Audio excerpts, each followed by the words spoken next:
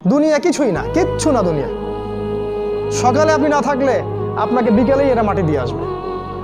চোখ বন্ধ করে চিন্তা করবেন, রাত্রেবেলা আপনি পৃথিবীতে নাই, আপনার স্ত্রী, আপনার সন্তান, আপনার প্রতিষ্ঠান, আপনার সংগঠন, আপনার সব কিছু কি থেমে আছে না চলছে?